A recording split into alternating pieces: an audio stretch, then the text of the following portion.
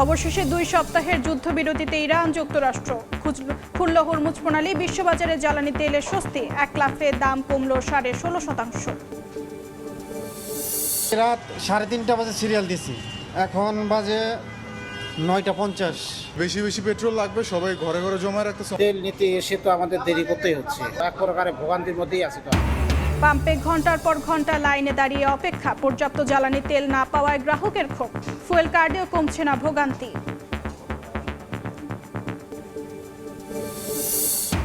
হাম আতঙ্ক সারা দেশে, হাসপাতালে রোগীর চাপ, প্রাণহানি বাড়ায় উৎকণ্ঠায় অভিভাবক। ঝুঁকিপূর্ণ এলাকায় টিকাদান, সংক্রমণ রোধে সচেতন হওয়ার পরামর্শ। জুলাই সনদ বাস্তবায়ন নিয়ে মুখোমুখি সরকার ও বিরোধী জোট। রাজপথ নয়, সংসদে সুরাহার পরামর্শ বিশ্লেষকের। ঐক্যমতের ভিত্তিতে সমাধানের তাগিদ। এবং পররাষ্ট্রমন্ত্রী দিল্লি সফরের মধ্যে সীমান্তে হত্যা। লালমনিরহাটে বিএসএফ এর গুলিতে প্রাণ গেল বাংলাদেশি যুবকের। মরদেহ ফিরিয়ে আনতে পতাকা বৈঠকের উদ্যোগ।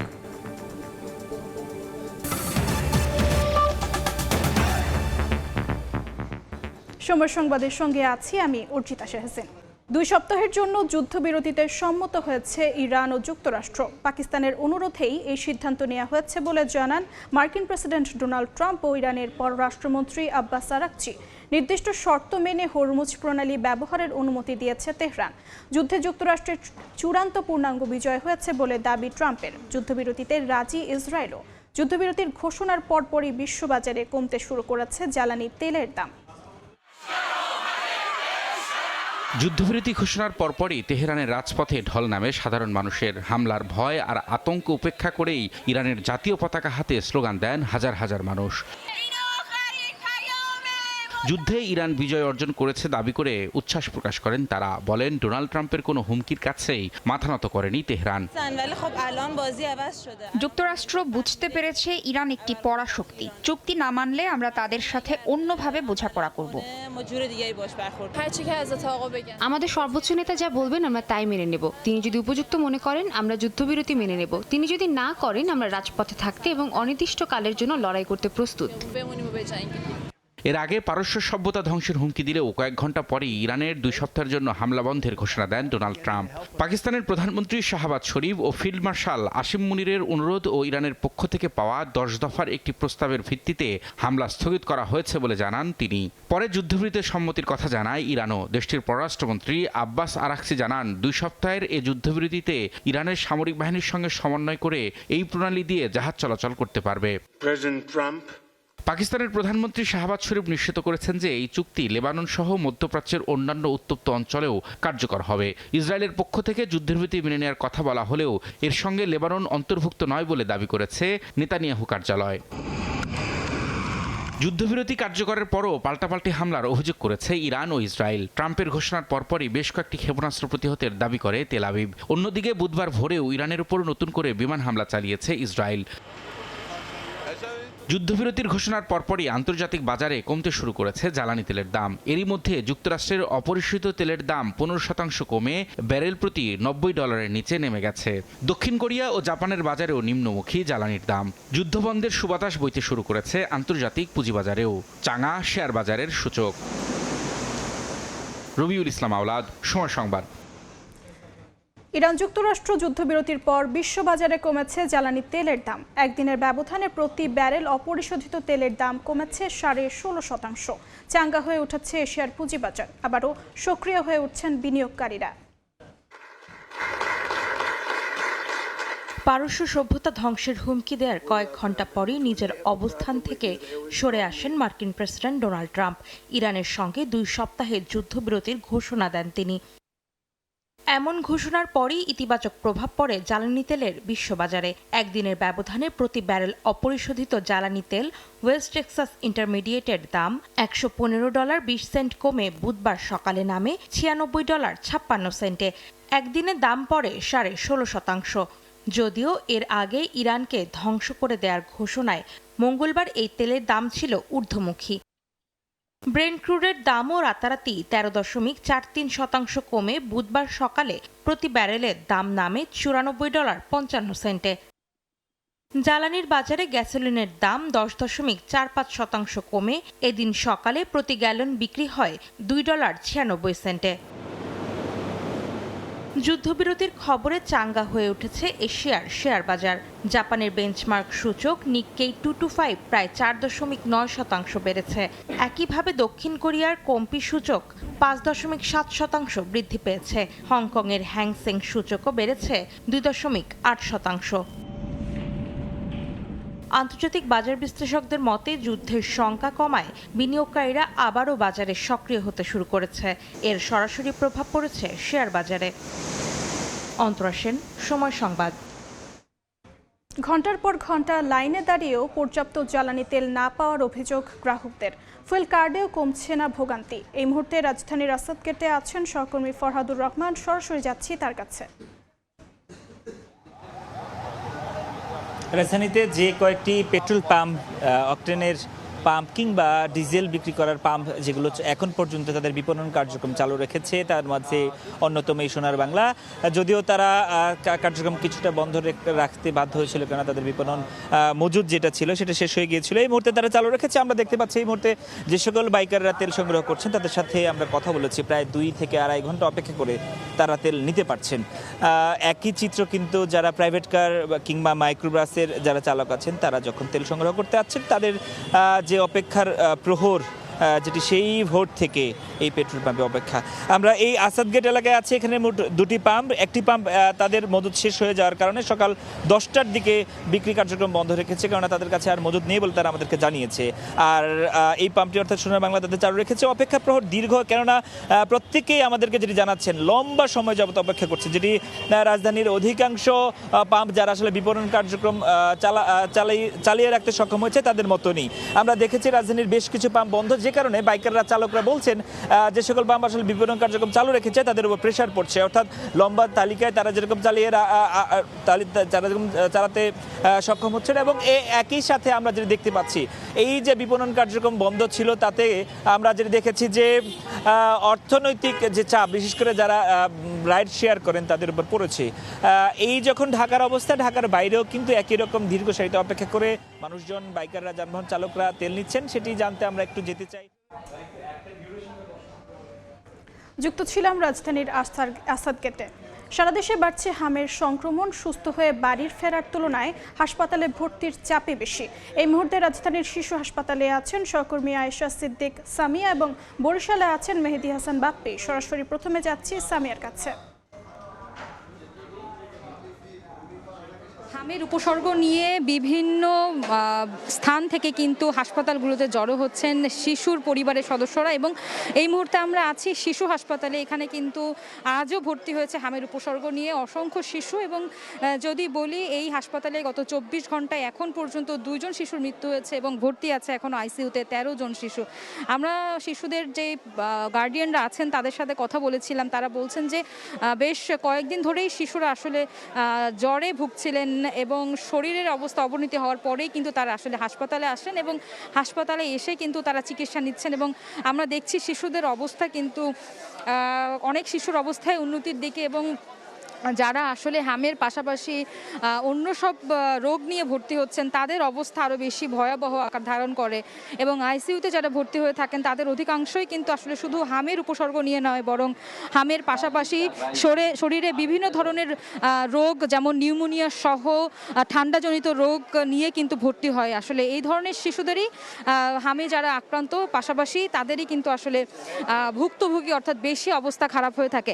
এখন পর্যন্ত আমরা আসলে স্বাস্থ্যমন্ত্রীর বেশ তৎপর অবস্থান দেখতে পেয়েছি, এবং যতটুকু আমরা জানতে পেরেছি স্বাস্থ্যমন্ত্রী কিন্তু বলেছেন যে আগামী 20 তারিখের মধ্যে দেশব্যাপী হামের যে টিকা কার্যক্রম রয়েছে সেটি শুরু হতে যাচ্ছে। এবং আমরা যদি জানাই, সারা দেশেই আসলে হামের উপসর্গ নিয়ে শিশুরা ভর্তি হচ্ছেন। বেশ ভয়াবহ পরিস্থিতি বলা যায় এক প্রকার। আমরা যাব, আমার আরেক সহকর্মী বরিশালে আছেন, সেখানকার হাসপাতালের খবর জানবো সেখানকার পরিস্থিতি। বাপি, বলবেন সেখানের কি অবস্থা? আমরা এই মুহূর্তে রয়েছি বরিশাল শের-ই-বাংলা মেডিকেল কলেজ হাসপাতালে। এই হাসপাতালটিতে প্রতিদিন বিভাগের বিভিন্ন জেলা উপজেলাগুলো থেকে হামের উপসর্গ নিয়ে রোগী ভর্তির সংখ্যা কিন্তু দিন দিন বেড়েই চলছে। স্বাস্থ্য বিভাগের সাথে আমরা কথা বলেছিলাম চলতি বছরের জানুয়ারি থেকে আজ পর্যন্ত 980 জন বিভাগের বিভিন্ন হাসপাতাল থেকে চিকিৎসা নিয়েছেন। একটু জানিয়ে রাখি, হাসপাতাল শের-ই-বাংলা মেডিকেল কলেজ হাসপাতাল কর্তৃপক্ষ সকালবেলা যেমনটা জানিয়েছিলেন, আজ পর্যন্ত হাসপাতালে 280 জন চিকিৎসা নিয়েছেন, যার মধ্যে ভর্তি রয়েছেন অদ্যাবধি ভর্তি রয়েছেন 90 জন। একই সাথে নতুন করে ভর্তির সংখ্যা 26 জন এবং গত পরশু দিনে 6 তারিখে একজন শিশুর মৃত্যুর খবরকে ঘিরে কিন্তু এই বিভাগে হামের যে উদ্বিগ্নতা প্রকোপতা সেটি বেড়েই চলেছে। আমরা অভিভাবকদের সাথে কথা বলেছিলাম, তারা যেমনটা বলছেন যে এই মৃত্যু আরও তাদেরকে অনেকটা ভাবাচ্ছে। এদিকে এই স্বাস্থ্য অধিদপ্তর যেমনটা জানিয়েছেন যে চিকিৎসার এই হামের প্রাদুর্ভাব ঠেকানোর জন্য সব ধরনের প্রস্তুতি তাদের পক্ষ থেকে নেওয়া হয়েছে এবং টিকা কার্যক্রমের ক্ষেত্রে বিশেষ করে নজর দেওয়া হয়েছে। এবং গত 5 এপ্রিল আমরা দেখেছিলাম বরিশালে প্রধানমন্ত্রী, যিনি স্বাস্থ্য উপদেষ্টা রয়েছেন ডক্টর জিয়াউদ্দিন হায়দার, তিনি টিকাদান কার্যক্রমের উদ্বোধন করেছিলেন এবং তিনি বলেছেন যে উদ্বিগ্নতা নয় বরং সহযোগিতা, অভিভাবকদের সহযোগিতায় এই রোগকে। সেক্ষেত্রে স্বাস্থ্য অধিদপ্তর একটি প্রতিবেদন আমাদেরকে জানিয়ে দেখিয়েছিলেন। সেই প্রতিবেদনে বিভাগে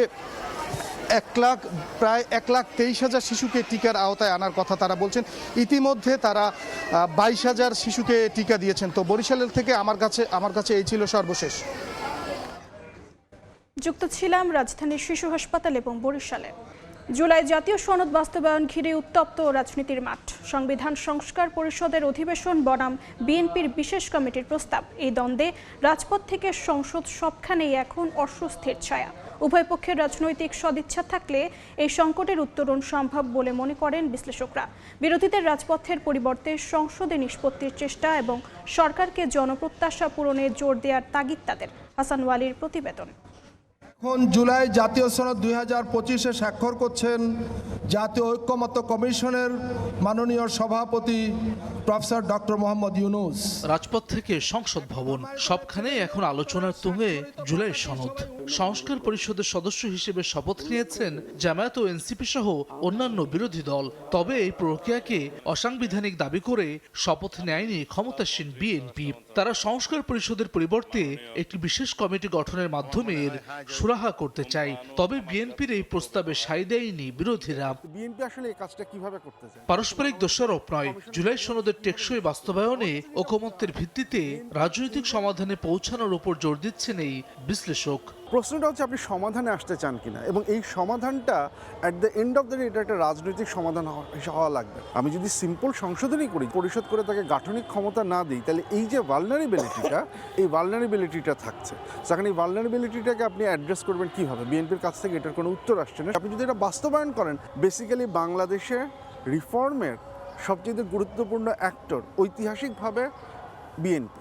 সো এই যে আপনার যে আইডেন্টিটিটা তৈরি হবে, সেইটা এমব্রেস করাটা আপনার জন্য কি বেশি লাভজনক না? উভয় পক্ষের রাজনৈতিক সদিচ্ছা থাকলে এই সংকটের উত্তরণ সম্ভব বলে মনে করেন এই শিক্ষাবিদ। বিরোধীদের রাজপথের পরিবর্তে সংসদে নিষ্পত্তির চেষ্টা এবং সরকারকে জনপ্রত্যাশা পূরণে জোর দেওয়ার পরামর্শ তার। সরকার এবং বিরোধী দলের মধ্যে যদি একটা রাজনৈতিক সদিচ্ছা তাদের মধ্যে তৈরি হয় যে তারা এই বিষয়গুলো পরিবর্তন করবেন, তাহলে এই সংবিধান সংস্কার কমিশন পরিষদ ছাড়াও এটি করা সম্ভব। তারা 2/3 মেজরিটি তাদের আছে, ম্যান্ডেট তাদের দিয়েছেন, কিন্তু সেই ম্যান্ডেটের চেয়েও তারা বিবেচনা করবেন যে জনপ্রত্যাশাটা কি, জনগণের কল্যাণের জন্য কি সেটা। আর অন্যদিকে বিরোধী দলের কাছে আমাদের একটা প্রত্যাশা থাকবে যে রাজনৈতিক কর্মসূচি তারা পালন করবেন মাঠে, কিন্তু তার আগে সেটি সংসদে নিষ্পত্তি করার জন্য তাদের পক্ষ থেকেও সর্বাত্মক চেষ্টাটা থাকতে হবে। সংস্কারের 84 দফা নিয়ে শুরু হয় রশি টানাটানি শেষ পর্যন্ত কোন পথে মোড় নেয় তা নির্ধারণ করবে জনগণের নির্বাচিত প্রতিনিধিরাই। জনভোগান্তি তৈরি না করে সমাধানে যাওয়ার তাগিদ বিশ্লেষকদের। হাসান ওয়ালি, সময় সংবাদ, ঢাকা। সংসদের সংরক্ষিত নারী আসনের তফসিল ঘোষণা করছে নির্বাচন কমিশন। 12 মে হবে ভোট গ্রহণ, মনোনয়নপত্র দাখিলের শেষ তারিখ 21 এপ্রিল। সকালে নির্বাচন ভবনে এ তথ্য জানান ইসির সিনিয়র সচিব আক্তার আহমেদ। মনোনয়নপত্র দাখিলের শেষ তারিখ হচ্ছে 21 এপ্রিল এবং এটা হচ্ছে নির্বাচন কমিশনের সচিবালয়ের ভবনে। রিটার্নিং অফিসার মনোনয়নপত্র বাছাইয়ের জন্যে 22 এবং 23 তারিখ এটা আপনার সময় দিয়েছেন, আমাদের এখানেই এটা হবে। আপিল আবেদন 26 তারিখ, এটা রোববার, যদি কেউ আপিল করেন তাহলে এটা আপিল নিষ্পত্তি 27-28 এপ্রিল। প্রার্থিতা প্রত্যাহারের শেষ তারিখ হচ্ছে আপনার 29 এপ্রিল, প্রতীক বরাদ্দ হবে 30 এপ্রিল, আর ভোট গ্রহণ হবে 12ই মে। চলতি অর্থ বছরে সরকারি প্রাথমিক বিদ্যালয়ের 2 লাখ শিক্ষার্থীকে বিনামূল্যে স্কুল ড্রেস দেবে সরকার। পর্যায়ক্রমে সব উপজেলায় চালু হবে মিড ডে মিল। সকালে সংসদ অধিবেশনের শুরুতে টেবিলে উত্থাপিত বক্তব্যে সরকারের এমন পরিকল্পনার কথা জানান প্রধানমন্ত্রী তারেক রহমান। দিনের কার্যসূচির শুরুতে প্রশ্নোত্তর পর্বে প্রধানমন্ত্রী সরাসরি বক্তব্য না রাখলেও লিখিত উত্তর উত্থাপন করা হয়। এতে প্রধানমন্ত্রী জানান, মাধ্যমিকে বাধ্যতামূলক করা হবে কারিগরি শিক্ষা। নারী শিক্ষার প্রসারের সব উপজেলা সদরে মহিলা কলেজ সরকারিকরণে বিবেচনা করছে সরকার। এ সময় 4 কোটি পরিবারকে ফ্যামিলি কার্ডের আওতায় আনার প্রতিশ্রুতি পুনর্ব্যক্ত করেন প্রধানমন্ত্রী। ভারতের পররাষ্ট্রমন্ত্রী এস জয়শঙ্করের সঙ্গে বৈঠকে বসবেন বাংলাদেশের পররাষ্ট্রমন্ত্রী ডক্টর খলিলুর রহমান। দুপুরে দিল্লির হায়দ্রাবাদ হাউসে এ বৈঠক অনুষ্ঠিত হওয়ার কথা রয়েছে। পরে বিকেলে বাণিজ্যমন্ত্রী পীযূষ গোয়াল এবং পেট্রোলিয়াম ও প্রাকৃতিক গ্যাস বিষয়ক মন্ত্রী হরদীপ সিং পুরীর সঙ্গেও সাক্ষাৎ করবেন খলিলুর রহমান। এদিকে ঢাকার পক্ষ থেকে দিল্লি সফরকে শুভেচ্ছা সফর বলা হলেও ভারতের পররাষ্ট্র মন্ত্রণালয় একে সরকারি সফর হিসেবে বর্ণনা করেছে। দিল্লিতে আনুষ্ঠানিক বৈঠক শেষে আগামীকাল 2 দেশের পররাষ্ট্রমন্ত্রী একই ফ্লাইটে মরিশাসের উদ্দেশ্যে যাত্রা করবেন। পররাষ্ট্রমন্ত্রীর দিল্লি সফরের মধ্যেই সীমান্তে হত্যা। লালমনিরহাটে বিএসএফের গুলিতে প্রাণ গেল বাংলাদেশি যুবকের। বিজিবি জানায়, ভোরে শূন্য লাইন থেকে ভারতের প্রায় 500 গজ ভেতরে গুলির শব্দ শোনা যায়। পরে বিএসএফের পক্ষ থেকে জানানো হয়, 7 থেকে 8 বাংলাদেশি কাঁটাতারের বেড়া কাটার উদ্দেশ্যে প্রবেশ করলে প্রথমে সতর্কতামূলক গুলি ছোড়া হয়। এক পর্যায়ে উভয় পক্ষের মধ্যে ধস্তাধস্তি ঘটে। এ সময় আলী হোসেন নামে এক বাংলাদেশি গুলিবিদ্ধ হন। বিএসএফ সদস্যরা তাকে উদ্ধার করে ভারতের একটি হাসপাতালে নিলে চিকিৎসক মৃত ঘোষণা করেন। মরদেহ ফিরিয়ে আনতে পতাকা বৈঠকের উদ্যোগ নেওয়া হয়েছে। ঢাকার সন্ত্রাসীদের হাতে পৌঁছে গেছে গুপ্ত অস্ত্র পেনগান। সম্প্রতি কোতোয়ালিতে যুবদল সদস্যকে গুলির ঘটনায় ব্যবহৃত হয় কলম আকৃতির বিশেষ পিস্তল। এর সঙ্গে জড়িত 2 জনকে গ্রেফতারের পর অস্ত্রটি উদ্ধার করেছে পুলিশ। বিস্তারিত জানাচ্ছেন মাসুদুর রহমান। প্রাণঘাতী গুপ্ত অস্ত্র পেনগান দেখতে কলমের মতো মনে হলেও আসলে অত্যাধুনিক পিস্তল। বিশেষ এই আগ্নেয়াস্ত্র পৌঁছে গেছে দেশের সন্ত্রাসীদের হাতে। ইউনিক এই পেনগানটি বাংলাদেশের রাজধানী ঢাকার কোতোয়ালি এলাকায় উদ্ধার করা হয়েছে। বিশ্বের বিভিন্ন দেশে হাই প্রোফাইল টার্গেট কিলার ও সিক্রেট এজেন্টরা সবার চোখ ফাঁকি দিতে যে গান ব্যবহার করে, সেই গান বাংলাদেশে কিভাবে আসলো, এটি জানতে হলে আমাদের ফিরতে হবে গত 3 এপ্রিল। সেদিন রাজধানীর কোতোয়ালি এলাকায় এক যুবদল নেতাকে গুলির ঘটনা ঘটেছিল। সেদিন কোতোয়ালি থানা যুবদলের সদস্য রাসেলকে পুরান ঢাকার প্রসন্ন পোদ্দার লেনে ডেকে নিয়ে বুকে গুলি করে সাইমন। তার সঙ্গে ছিল আরো কয়েকজন। চিকিৎসাধীন রাসেলের অভিযোগ, দোকান নিয়ে দ্বন্দ্বে তাকে হত্যা করতেই গুলি করা হয়। কাগজের মার্কেট লয়ে ঝামেলা ছিল সাইমন গুলোকে, আজিম ভাই নাজিম ভাই গুলোকে আমারে বলছিল, আমি বিপক্ষে ছিলাম। আমি আজিম ভাই নাজিম ভাই পক্ষে কথা বলছি দেখে মনে হয় কাজটা করছে সাইমন। শুটার সাইমনের পর ধরা পড়ে সোহেল ওরফে কাল্লু। আসামি সহ কোতোয়ালিতে অস্ত্র উদ্ধারে অভিযান নামে গোয়েন্দা পুলিশ। কাল্লুর বাসার টেবিলের ড্রয়ার থেকে বের করা হয় সিগারেটের প্যাকেট। পাওয়া যায় পলিথিনে মোড়ানো 5টি টুকরো। সেগুলো জোড়া লাগিয়ে তৈরি হয় পেনগান। অপরাধীরা এ ধরনের অস্ত্র ব্যবহারের ঘটনা ইতোপূর্বে তেমন সংগঠিত হয়নি এবং আমাদের কাছে এই ধরনের কোনো অভিযোগ বা মামলা আমরা ইতোপূর্বে পাইনি। এটার পিছনে আমাদের আগ্রহটা বেশি ছিল, যেটার রুট কোথা থেকে এই অস্ত্রটা আসে সেটি খুঁজে বের করা আমাদের প্রয়োজন। ডিবি বলছে 80,000 টাকা দিয়ে পেনগানটি কেনে পেশাদার কিলার কাল্লু। আইন শৃঙ্খলা বাহিনীর চোখ ফাঁকি দিয়ে গুপ্ত অস্ত্রটি ব্যবহার করে নানা অপরাধে জড়িত সে। কোথা থেকে এই অস্ত্রটি সে সংগ্রহ করেছে, অথবা সে নিজে ক্রয় করে এই অস্ত্রটি এনেছে কিনা, অথবা কারো কাছ থেকে ধার করে এনেছে কিনা, সেই সমস্ত তথ্য আমরা বের করার চেষ্টা করব এবং বের করে এটার সাথে যারই সংশ্লিষ্টতা থাকুক তাকে আমরা আইনের আওতায় আনার বিষয়ে আমরা আন্তরিক রয়েছি। প্রতিবেশী দেশে তৈরি পেনগান বাংলাদেশে কিভাবে ঢুকলো সে অনুসন্ধানে নেমেছে গোয়েন্দা পুলিশ। মাসুদুর রহমান, সময় সংবাদ, ঢাকা। সময় সংবাদে আরও থাকছে। 1 যুগ পর রিয়ালকে হারালো বায়ার্ন। চ্যাম্পিয়ন্স লিগের কোয়ার্টার ফাইনালের প্রথম লেগে 2-1 গোলের জয় দ্য রেডসের। শেষ মুহূর্তের গোলে জিতল আর্সেনাল। এবার বাণিজ্যের সংবাদ।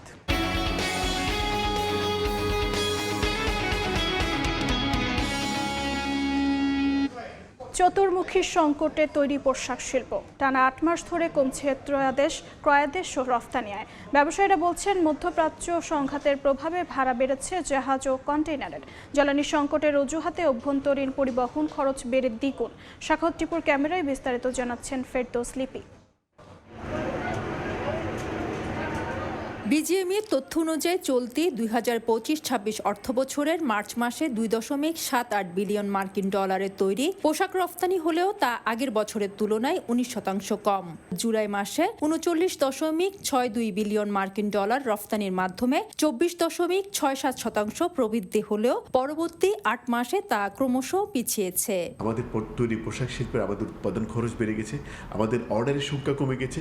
সবকিছু মিলিয়ে এমন একটা পরিস্থিতি, এই পরিস্থিতি আসলে আমাদের জন্য খুব একটা দুঃসহ পরিস্থিতি বলা যায়। যুদ্ধের এই 1 মাসে চট্টগ্রাম বন্দর থেকে ইউরোপ ও আমেরিকার বিভিন্ন রুটে প্রতি কন্টেইনার পরিবহন ভাড়া 600 থেকে 1000 মার্কিন ডলার পর্যন্ত বাড়িয়ে দিয়েছে মেইন লাইন অপারেটররা। ইউরোপে ছিল 16 থেকে 1800, সেটা বর্তমানে আমরা নিচ্ছি 2200 থেকে 2800 পর্যন্ত।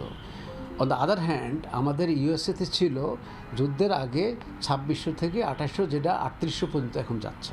বাংলাদেশের তৈরি পোশাকের প্রধান ক্রেতা ইউরোপ আমেরিকা হওয়ায় কন্টেইনারবাহী জাহাজগুলো হরমুজ প্রণালীর পরিবর্তে লোহিত সাগরকে রুট হিসেবে ব্যবহার করছে।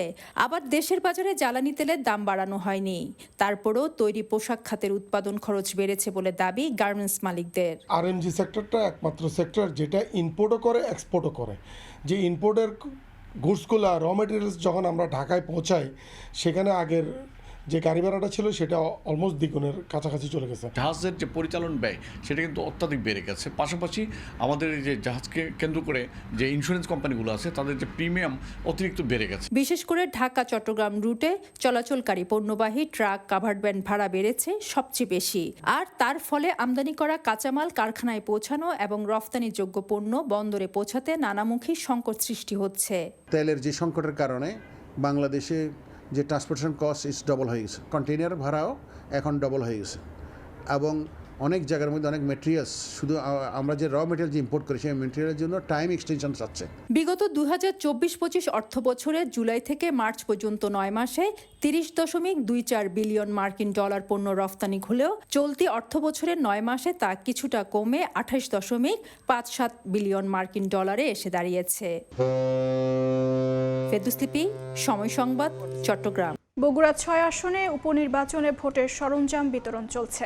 সকালে বগুড়ার সেন্ট্রাল স্কুল মাঠ থেকে ব্যালট বক্স, ব্যালট পেপার, নীল সহ 25 ধরনের সামগ্রী বিতরণ করা হচ্ছে। এই আসনে প্রতিদ্বন্দ্বিতা করছেন বিএনপি ও জামায়াত সহ 3 প্রার্থী। এদিকে শেরপুর 3 আসনে নির্বাচনী সরঞ্জাম বিতরণ করা হবে দুপুরের পর। এই আসনে বিএনপি জামায়াত সহ প্রতিদ্বন্দ্বিতা করছেন 3 প্রার্থী। যুক্তরাষ্ট্রের সড়কে প্রাণ গেল 3 বাংলাদেশি সহ 4 জনের। স্থানীয় সময় সোমবার রাতে নিউ ইয়র্কে এই দুর্ঘটনা ঘটে। ক্লেভরেক এলাকায় 2টি গাড়ির মুখোমুখি সংঘর্ষে 29 বছরের নাজমুল রুবেল, তার বাবা হীরামণি ও নাজমুলের এক বন্ধু মারা যান। গুরুতর আহত রত্না ও তার 1 বছরের শিশু কন্যাকে আলবেনি হাসপাতালে ভর্তি করা হয়। হতাহতদের গ্রামের বাড়ি কুমিল্লার মুরাদনগরে। অপর গাড়িতে থাকা 62 বছরের এক নারীও নিহত হয়েছেন। সান্তিয়াগো বার্নাবু থেকে জয় নিয়ে ফিরল বায়ার্ন মিউনিখ। চ্যাম্পিয়ন্স লিগের কোয়ার্টার ফাইনালের প্রথম লেগে লস ব্লাঙ্কোসকে 2-1 গোলে হারায় দ্য ব্রেডস। ম্যাচের শুরু থেকেই একের পর এক সুযোগ হাতছাড়া করে রিয়ালের ফরওয়ার্ডরা। দারুণ সব সেভে বায়ার্নের জাল অক্ষত রাখেন ম্যানুয়েল নয়ার। প্রথমার্ধেই ম্যাচের ডেডলক ভাঙেন লুইস দিয়াস। গানাব্রির পাস থেকে বাভারিয়ানদের লিড এনে দেন এই কলম্বিয়ান ফরওয়ার্ড। দ্বিতীয়ার্ধের শুরুতে আবারও বায়ার্নের লিড। মাইকেল ওলিসের অ্যাসিস্টে ব্যবধান 2-0 করেন ইংলিশ স্ট্রাইকার হ্যারি কেইন। 74 মিনিটে টেন্ট আলেকজান্ডার আর্নল্ডের দারুণ পাস থেকে ব্যবধান কমান কিলিয়ান এমবাপ্পে। 1 যুগ পর রিয়ালকে হারল বায়ার্ন। সময় সংবাদের শীর্ষ সংবাদগুলো জানিয়ে দিচ্ছি আরেকবার। অবশেষে 2 সপ্তাহের যুদ্ধবিরতিতে ইরান যুক্তরাষ্ট্র। খুলল হরমুজ প্রণালী। বিশ্ববাজারে জ্বালানি তেলের স্বস্তি। 1 লাফে দাম কমল 16.5%। রাত 3:30 বাজে সিরিয়াল দিছি। বেশি বেশি পেট্রোল লাগবে, সবাই ঘরে ঘরে জমা রাখতেছে। তেল নিতে এসে তো আমাদের দেরি করতেই হচ্ছে, এক প্রকারের ভোগান্তির মধ্যেই আছে। পাম্পে ঘন্টার পর ঘন্টা লাইনে দাঁড়িয়ে অপেক্ষা, পর্যাপ্ত জ্বালানি তেল না পাওয়ায় গ্রাহকের ক্ষোভ, ফুয়েল কার্ডেও কমছে না ভোগান্তি।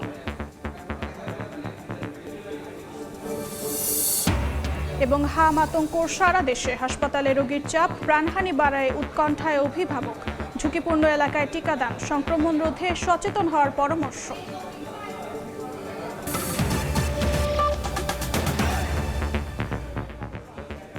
এই ছিল দুপুর 12টার সময় সংবাদে। এরপর খেলার সময়ের সঙ্গে থাকবেন সাজিদ মোস্তাহিদ। ধন্যবাদ অর্জিতা। খেলার সময় না আসছে কিছুক্ষণ পর, সঙ্গেই থাকুন সময়ের।